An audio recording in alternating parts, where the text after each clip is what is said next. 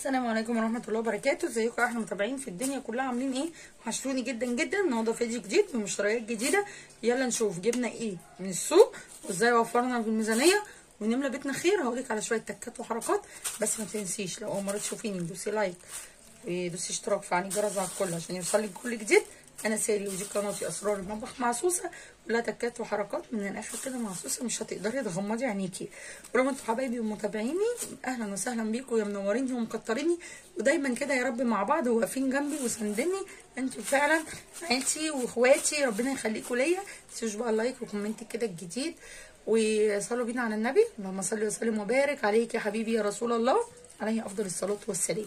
ندعي دعوه كده لاخواتنا في فلسطين، اللهم انصر فلسطين واهل غزه واهل فلسطين، وانصر الاسلام والمسلمين، اللهم امين يا رب العالمين. وما تحرمش حد من بيته يا رب، ولا من عيلته، ولا من اي عزيز عليه. ويا رب ان شاء الله كده العيد يدخل علينا كله فرحه وكله خير ان شاء الله. النهارده انا نزلت السوق. ليه بروح السوق؟ لان السوق بيبقى فيه حاجات مهوده شويه عن الخضريه اللي عندي، وطبعا احنا الاسعار نار كالعاده واحنا عارفين، وربنا يا رب يقوينا ويقوي كل واحد ويقوي كل راجل على اكل عيشه، وكل حد بيسعى على رزقه يا رب يوسع رزقه، اللهم امين يا رب العالمين. انا رحت السوق النهارده جبت شويه حاجات في زي ما احنا عارفين في اي حته في الدنيا، عند الخضريه عند الفكهانيه عند اي حد، حاجات بتبقى يعني درجه اولى ودرجه ثانيه. تمام. انا مش مكسوفه وبقول لكم عشان انتوا عيلتي، انا ما بخبيش عنكم حاجه. انا النهارده جبت معظم الحاجه من الحاجات الدرجه الثانيه. ليه يا سوسه؟ بقولك سعرها مهوت شويه، وانا مش هشيلها في الثلاجه، انا هفرز على طول. طبعا هي نظيفه ما فيهاش حاجه بايظه، ما فيهاش حاجه ضاربه ولا اي حاجه، وبس هي مش هتستحمل الثلاجه، يعني هي بايته مثلا عنده من قبلها بيوم. تمام. جبت ايه؟ يلا نشوف. جبت اول حاجه القطه ديت، بصوا ما شاء الله اهي، بصوا ما شاء الله عامله ازاي، جميله اهي اهي. دي ال3 كيلو ب10، جبت 6 كيلو ب20 جنيه. هنعملها صلصه طبعا عشان العيد ان شاء الله. كل سنه وانتم طيبين. محتاج الصلصه عشان الفته الجميله كده، وان شاء الله هعمل معاكم الفته واقول لكم على تكايه كده صغيره تخلي ريحه الفته بتاعتك تجيب لاخر الشارع. المهم جبت كمان الجزر دوت. احنا القطه طبعا سعرها مهاود، وحاولي تخزني. انا عندي الحمد لله اللهم بارك كميه كبيره في الفريزر، بس برضو بجيب لان انا باخد من اللي في الفريزر. باجي من الشغل بطلع، بكون محضره مثلا كيس الصلصه، كيس اللي هو التسبيكه بالبصل او اي حاجه، بطلعها على طول، فباخد وبزود.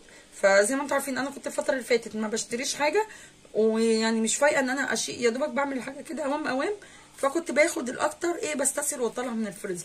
فعايزه اعوض بقى اللي انا خدته، لان القطه بتغلى في شهر 8 زي ما انتم عارفين، فهي دلوقتي رخيصه، فرصه بقى الحقي ايه خزني قطه في الفريزر بتاعي. جبت كمان الجزر دوت اهو صغير، انا منقياه صغير اهو، ده عامل 4 جنيه. جبت دولت كيلو وربع ب5. جبت الليمون دوت اهو صغير شويه، هو شايفين اهو جميل اهو، ما فيهوش اي حاجه ضربه ولا اي حاجه، هو بس صغير شويه. دوت ب20، وكان عنده تاني ب25 وب30، فدوت مش هيقول لا. هعمل بيه ايه؟ هشيل منه شويه في التلاجة ناخده فريش، والباقي هعمله مخلل لاني انا الولاد عندي بيحبوه. وبرده الفته والطواجن بقى والحاجات بتاعه العيد دي بتبقى عايزه مخللات ايه جنبيها، مثلا مع سلطه الطحينه او كده بتمشي معاها اكتر من سلطه الطماطم. تمام.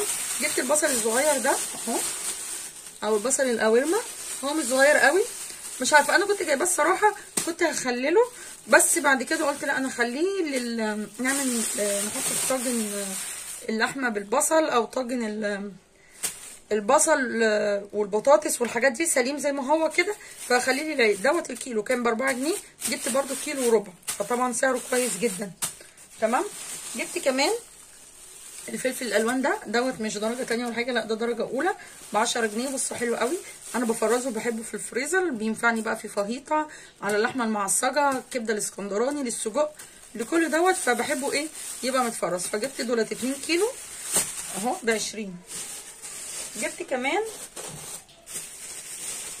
الخيار، هو اللي سعره عالي، انا لقيته ب12 جنيه والتاني ب10، مش حلو، فقلت لا فرقه مش كتير، فجبت نص كيلو اهو جبت نص كيلو بس، هو كبير برضو بس ناشف وحلو اهو بلدي. جبت نص كيلو بس دوت من الخيار، وجبت كمان خضره هفرزها لاني ما عنديش خضره في الفريزر. جبت ب5 جنيه 4 حزم، احنا عندي هنا عند الخضري ب5 جنيه حزمتين. جبت كمان شويه توابل، دوت الكيس عامل 7 جنيه، هو الراجل واقف بيهم كده في السوق اي نوع. فجبت بقى ورق لوري، وجبت كاري، وجبت بصل وثوم بابريكا، وجبت كمون، وجبت كزبره، وجبت كمان كركم اهو. دولت اهو جبتهم ب50 جنيه. وقلت كل لما انزل كده السوق مثلا لو كل اسبوع جبت لي شنطه مش هحس بثمن ايه التوابل. وانتوا عارفين بقى التتبيلات ان شاء الله بتاعه العيد بتبقى محتاجه ايه التوابل والبهارات كده ايه حلوه وحاجات مشكله عشان هنعمل احلى حاجه ان شاء الله. جبت بقى البصل ده الكبير اهو عشان هفرزه. البصل كويس الايام دي وسعره حلو قوي، دوت عامل 6.5. انا عندي تاني كنت جايبها 3 كيلو، فجبت دول 1.5 كيلو بال10 هعملهم وهفرزه اشيلهم في الفريزر. الحقي اشتري بصل خزنيه شيلي في الفريزر، او حطيه لو ما يعني ما عندكيش مكان في الفريزر او مش بتحبي المجمد، لان انا عندي ماما ما بتحبش البصل المحفوظ في الفريزر، بتحبه فريش. فبتعمل ايه؟ بتحطه في البلكونه في مثلا سبت كده بلاستيك او اي حاجه، وحطيه في البلكونه بعيد عن الشمس يبقى في الهواء بيعيش معاها. فانت تشيلي وفرزي بالطريقه اللي تعجبك وتريحك، لان احنا بنفرز الحاجات دي عشان نرتاح، احنا مش عشان حاجه، احنا عشان نبقى مرتاحين. فاللي يريحك اعمليه، بس استفيدي بيه. دلوقتي هو سعره كويس، احنا كان وصل معانا 30 و40 جنيه، وكنا يعني بنجيبه، لازم نجيبه لان مفيش اكل بنستغنى عن البصل. فدلوقتي حلو. وخلي بالك ان كل ما يقرب العيد هيغلى، وكل ما هينشف البصل بيغلى اكتر. فانزلي هاتي روحي السوق، ممكن تلاقيه ب5، وانا جايباه ب4 الصغير، هتلاقي ب5 و6.5 ب7.5، والمتمعظم قوي بقى اللي هو التوب ب10 جنيه. فايه هاتي دلوقتي، هاتي لي كده كام كيلو، ومش كلهم مره واحده وما تتعبيش نفسك اروح اجيب 20 كيلو حاجات تتفرز وهد حيلي، لا اجيب على قدي حبه حبه، اصلا ما اتعبش في الشيل وما اتعبش في تفريزهم وفي تحضيرهم. فاهمين قصدي؟ جبت كمان الصابون دوت فاكس 5 صابونات ب30 جنيه عشان ما عنديش صابون خالص. ما رضيتش اجيب الانواع التانيه طبعا عشان حاجات متقطعه.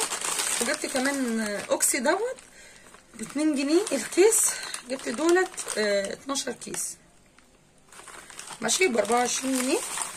دولت بس اللي جبتهم، ما رضيتش اجيب بقيه المنظفات، انا قلت دولت هيمشوني. انا بحط الكيسين على الغسله عندي، لان انا عندي الغساله الفوق اوتوماتيك طبعا متابعيني عارفين، فالكيسين بيبقى حلوين قوي معايا. ولو حاجات مش الهدوم مش متوسخه قوي بحط الكيس واحد. وساعات لو بغسل حاجات مثلا بسيطه كده في الطبق ولا حاجه برده بحط ايه منه.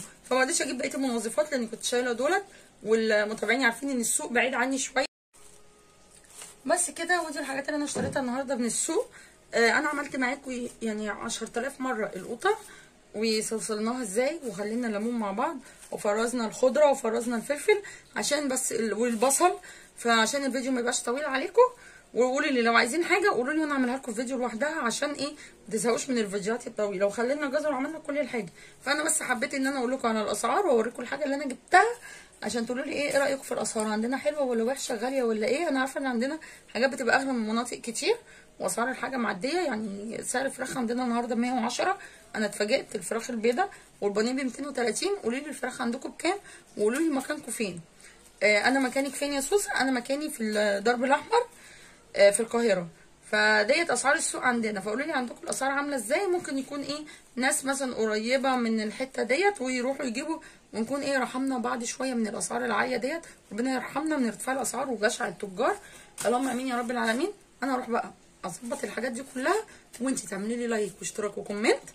ما تنسيش لو لسه جديده قولي لي في الكومنت ان انت جديده عشان نرحب بيكي كلنا. واهلا وسهلا بيكي، نورتيني في قناتي. استنوني في فيديو جديد وهتوحشوني. واسيبكم في رعايه الله، والسلام عليكم ورحمه الله وبركاته.